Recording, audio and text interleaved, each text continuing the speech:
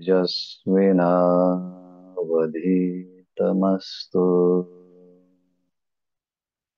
मा विद्विषावहै। ओम शांति शांति शांति।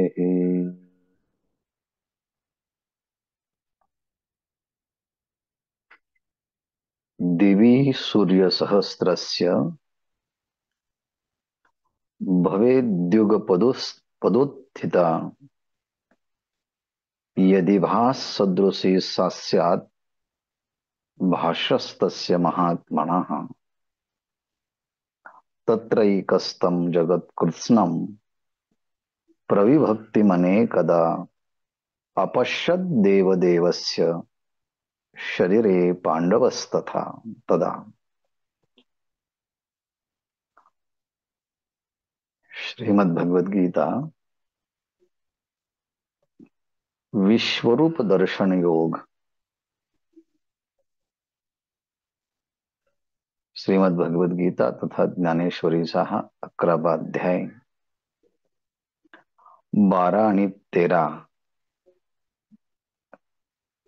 क्रमांकाचे हे 2 श्लोक। यातला भावार्थ असा,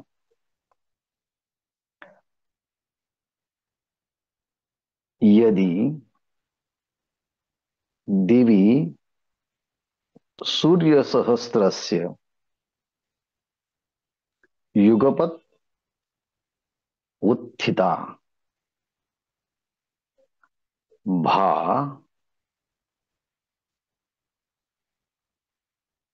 भवेत् सः तस्य महात्मनः भासः सदृशः स्यात्।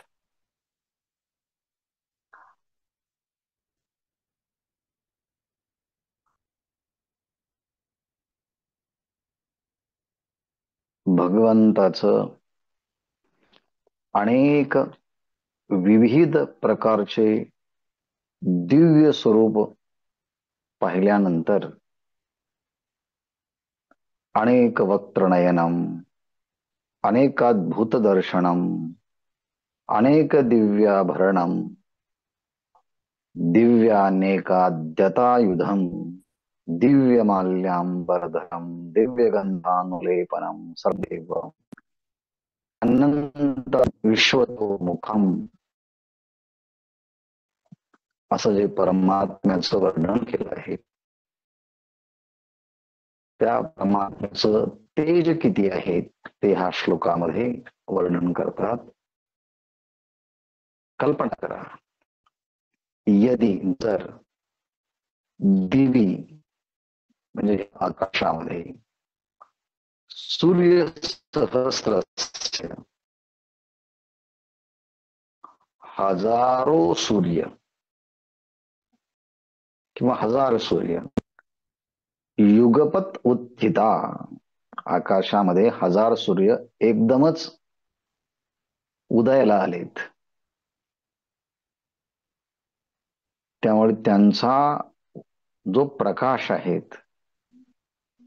भा जो प्रकाश पडेल, युगपत उत्थिता भा भवेत, त्यांचा जो प्रकाश पडेल सहा तोही तस्य महात्मनः भासः सदृश्या स्यात्।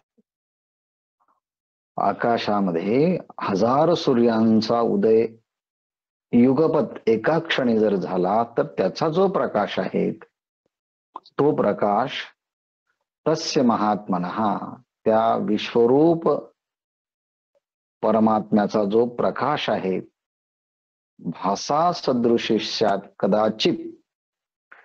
कदाचित त्या परमात्म्याच्या प्रकाशा इतका कदाचित म्हणता येईल, पण असंही म्हणता येत नाही।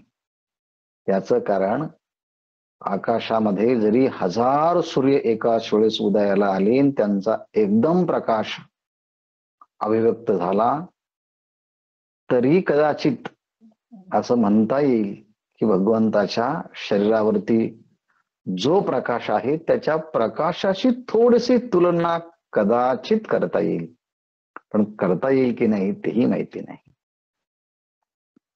असं ते भगवंताचं तेज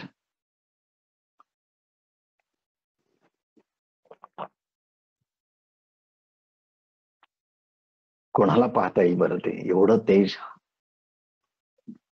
हजार सूर्य एकाच वेळेस उदयाला आले तर त्यांचा प्रकाश त्याच्यापेक्षा कैक पट भगवंताच्या त्या दिव्य प्रकाशाचा, तेजाचा प्रभाव होता. पण असा प्रकाश पांडवा म्हणजे अर्जुनाने, पांडवा हा अपश्यत, परंतु तो दिव्य प्रकाश अर्जुनाने पाहिला. 13वा श्लोक एकदम घेतो. पांडवा हा अपश्यत, भगवंताचा तो दिव्य प्रकाश अर्जुनाने पाहिला. त्या प्रकाशात काय काय पाहिलं? तदा अनेकदा प्रविभक्तम कृत्स्नम जगत. तदा त्यावेळेस अनेकदा अनेक प्रकारचे रूप, आणि तेही प्रविभक्तम म्हणजे वेगवेगळे असणारे, अनेक प्रकारचे वेगवेगळे रूप, आणि कृत्स्नम जगत हे संपूर्ण जगत. देवदेवस्य तत्र शरीरे एकस्तम अपश्यत. तत्र शरीरे, देवांचा देव असणारा भगवान श्रीकृष्णांच्या त्या शरीरावरती एकस्तम अपश्यत, त्या भगवंताच्या विश्वरूपाच्या एका भागावरती अनेक आणि विविध प्रकारचे संपूर्ण जगत त्या दिव्य प्रकाशामध्ये पांडवा म्हणजे पंडुपुत्र अर्जुनाने भगवंताच्या त्या शरीराच्या एका भागावरती हे सगळं पाहिलं आहे. एका भागावरती म्हणताना काय म्हणायचं आहे? यावरती ज्ञानेश्वर महाराजांनी जे भाष्य केले आहेत त्या भाष्याच्या संबंधानं आपण जेव्हा विचार करतो आता ज्ञानेश्वरीच्या माध्यमातून, तेव्हा आपल्याला याचं उत्तर सहज पाहता येईल. असं म्हणतात, मी कुठं वाचलं नाही पण कोणाच्या तरी तोंडून ऐकलं आहे, म्हणजे ही कानोकानी आहे. नागासाकी आणि हिरोशिमा यांच्यावरती जेव्हा बॉम्ब टाकले गेले, त्यातला जो प्रकाश दिसला, तेव्हा हे बॉम्ब ज्याने तयार केले त्याने तो हा प्रकाश पाहिल्यानंतर त्या शास्त्रज्ञाला म्हणतात की भगवंताच्या स्वरूपाचं वर्णन करणाऱ्या ह्या श्लोकाची आठवण झाली. दिवी सूर्य सहस्रस्य भवेद्युगपदुत्थिता यदि भास सदृशी सास्यात भाषस्तस्य महात्मना.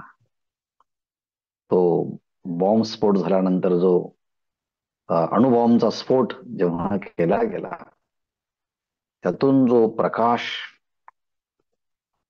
आकाशामध्ये दिसले, तेव्हा या श्लोकाची त्या शास्त्रज्ञाला आठवण झाली. कदाचित त्याने भगवद्गीता वाचली असेल, माहिती नाही ही कथा, ही गोष्ट कितपत सत्य आहे किंवा असेलही, पण मी मात्र ती कानोकानी ऐकली आहे. आणि म्हणून संजय हा सगळा वृत्तांत सांगतो की भगवंताचं ते विश्वरूप किती वर्णन करून सांगावं. धृतराष्ट्र महाराज, आपल्या लक्षात आलाय का हे? सर्व बाजूने मुख असलेले आणि सर्व अलंकाने भरलेले ते विश्वरूप अर्जुनाने कसं पाहिलं? किंबहुना अवधारिले पार्थे विश्वरूप देखिले, नाना आभार आणि भरले विश्वतो मुख. ही काल शेवटची ओळी होती. आणि मग त्या भगवंताच्या दिव्य प्रकाशाचा योग जसा अर्जुनाला भगवंताच्या कृपेने झाला, तसा संजयाला सुद्धा व्यास मुनींच्या कृपेमुळे प्राप्त झाला पाहण्याचा योग. दोघांनी ही गोष्ट नमूद केली. कारण हा प्रकाश जसा अर्जुनाने पाहिला, पांडवा अपश्यत असं म्हणून त्याचं वर्णन केलं आहे. म्हणून त्या अंगप्रभेचं वर्णन करताना ते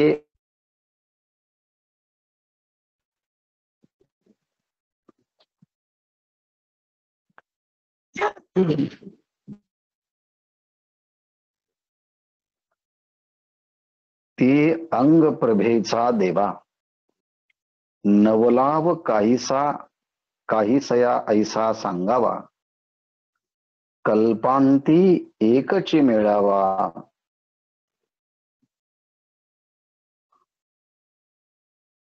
भगवंताच्या त्या दिव्य प्रकाशाचं वर्णन चाललेलं आहे की त्या अंगप्रभेचा देवा नवलाव काहीसा ऐसा सांगावा, कल्पांती एकची मिळावा, द्वादश आदित्यांचा होय.